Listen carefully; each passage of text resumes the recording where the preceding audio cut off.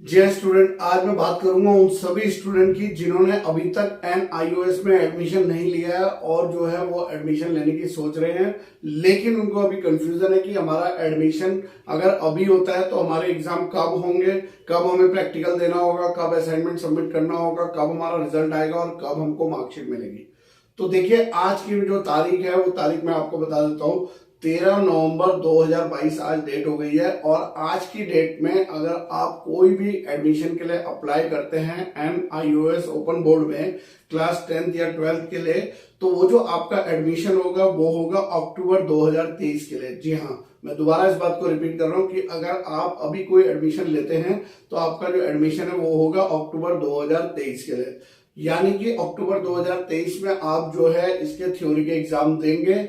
उससे पहले एक मंथ पहले सितंबर में जो है आपके प्रैक्टिकल होंगे और जुलाई यानी अगले साल जुलाई की बात कर रहा हूं, 31 जुलाई तक आपको अपने TMA को सबमिट करना होगा।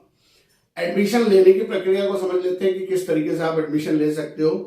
NIOS में आप कोई भी मैनुअल एडमिशन नहीं होता है, सभी एडमिशन ऑनलाइन के माध्यम से होता है। अगर आपको ऑनलाइन फॉर्म इसका फिल करना आता है तो ही आप इसे अप्लाई करिए, अदरवाइज आप हमसे जो है मदद ले सकते हैं। हमारे व्हाट्सएप नंबर पे संपर्क करिए, हम आपके एडमिशन करने में हेल्प करेंगे। आपको किस तरीके से अप्लाई करना है वो सारी बातें आपको बताएंगे। क्या क्या डॉक्यूमेंट्स की जरूरत पड़ती है इसमें, अगर हम डॉक्यूमेंट्स की बात करें तो आपको क्लास 10th की अगर मैं बात करूं तो आपके पास होना चाहिए बर्थ सर्टिफिकेट यानी कि जन्म प्रमाण पत्र, TC यानी कि ट्रांसफर सर्टिफिकेट, या फिर कोई स्कूल का आपको 10th या 9th या 8th का पास फेल रिजल्ट आपके पास होना चाहिए। साथ साथ में जो बहुत इंपॉर्टेंट है आपकी आइडेंटिटी के लिए वो है आधार कार्ड और आपकी एक पासपोर्ट साइज फोटो और साथ में आपके एक सिग्नेचर। ये सभी चीजें आपको क्लास 10th में एडमिशन लेने की जरूरत पड़ती है।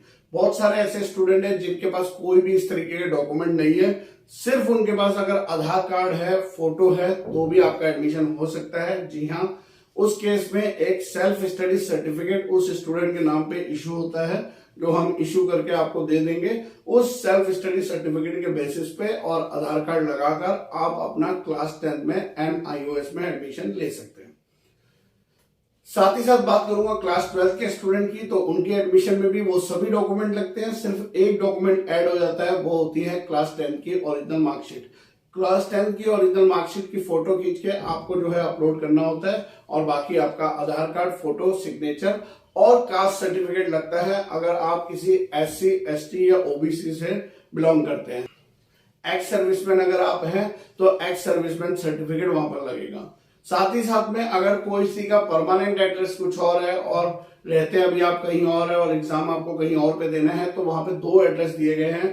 तो परमानेंट एड्रेस पे तो आप वही एड्रेस फीड करेंगे जो एड्रेस आपके आधार कार्ड पे मेंशन है, यानी कि जो मूल रूप से आपका एड्रेस है। लेकिन अभी आप किसी और शहर में रहते हैं, किसी और सिटी में एग्जाम देने जाते हैं, तो जो कॉरस्पॉन्डेंस एड्रेस है वहां पर आपको वो सारा उस वाले शहर की डिटेल भरनी होगी, लेकिन उस शहर का कोई ना कोई एड्रेस प्रूफ आपको लगाना होगा। एड्रेस प्रूफ के तौर पर आप अगर वहां पर किराए पे रह रहे हैं तो रेंट एग्रीमेंट आप यूज कर सकते हैं। साथ ही साथ में अगर आपने वहां पर कोई बैंक अकाउंट खोला है तो वो बैंक अकाउंट की पासबुक की फ्रंट पेज जिसमें सारा डिटेल होता है वो आप लगा सकते हो। और इसके अलावा अगर आप किसी के यहाँ काम करते हैं, कोई एम्प्लॉयर है, तो वो एम्प्लॉयर अपने लेटर पैड पर लिखकर ये मेंशन करके दे कि ये जो कैंडिडेट है ये हमारे इस लोकेशन में यहाँ पर रहता है, ये प्रमाणित करके अपने लेटर पैड में देता है, तो वो भी लगकर आपका जो है जो कॉरस्पॉन्डेंस एड्रेस है उसका प्रूफ बन जाता है और आपको NIOS अलाउड करता है वहां पर एग्जाम देने के लिए। साथ ही साथ मैं आपको ये बताऊं कि जब आप लोग एडमिशन ले रहे हैं तो आपके डॉक्यूमेंट साफ सुथरे प्रॉपर होने चाहिए, क्योंकि अगर डॉक्यूमेंट में कोई भी कमी पाई जाती है तो एडमिशन रिजेक्ट हो जाता है और यहाँ पर कोई भी NIOS रिफंड नहीं करता है आपकी जो भी फीस पेड हो चुकी होती है। फिर आपका यहाँ पर जब एडमिशन हो जाएगा तो आपको NIOS द्वारा आई कार्ड इशू हो जाएगा। उस आई कार्ड इशू होने के बाद कुछ 1 महीने बाद लगभग बुक्स का स्टडी मटेरियल आप लोगों के घर के एड्रेस पर आ जाएगा।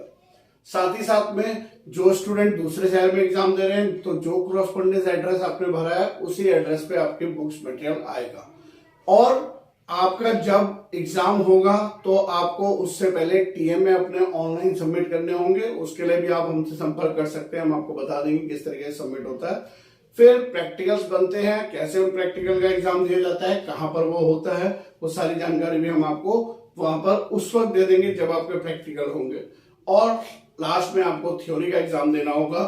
अक्टूबर नवंबर में ये एग्जाम चलेंगे और मान के चलिए कि दिसंबर या फिर जनवरी 2024 में इसका परिणाम घोषित किया जाएगा, यानी कि रिजल्ट निकाला जाएगा। और रिजल्ट निकलने के 1 महीने बाद जो ओरिजिनल मार्कशीट है, जब आप क्वालिफाई कर लेंगे, वो आप अपने स्टडी सेंटर से ले सकते हैं। जी हाँ, स्टडी सेंटर जब हम अप्लाई करते हैं उसी वक्त हम चूज करते हैं अपना स्टडी सेंटर। और मोस्टली स्टडी सेंटर वो होता है जिस सिटी में हम रहते हैं उसी सिटी में स्टडी सेंटर को चूज किया जाता है। उस स्टडी सेंटर से हमको जो है हमारी मार्कशीट मिल जाती है। और अगर स्टडी सेंटर से मार्कशीट ना मिले तो हम रीजनल सेंटर से भी संपर्क कर सकते हैं और रीजनल सेंटर से भी अपनी मार्कशीट को इश्यू करवा सकते हैं। अगर किसी को कोई प्रॉब्लम आती है ओरिजिनल डॉक्यूमेंट को इश्यू करवाने में तो वो भी हमसे संपर्क कर सकते हैं, हम उसकी मदद जरूर करेंगे। तो हमारा जो चैनल है VCIC गुरुजी एनआईएस के उन सभी स्टूडेंट्स के लिए कोई भी समस्या ना रहे, जो नया है या जो पुराना है उनकी सारी समस्याओं को हल कर सके, ये उद्देश्य हमारे चैनल का रहता है। नए आए हो तो सब्सक्राइब कर लेना, क्योंकि इस तरह की वीडियोस आपको मिलती रहेगी और ऐसे ही मैं वीडियो लेकर आता रहूंगा। तब तक के लिए बाय बाय, धन्यवाद, जय हिंद, जय भारत।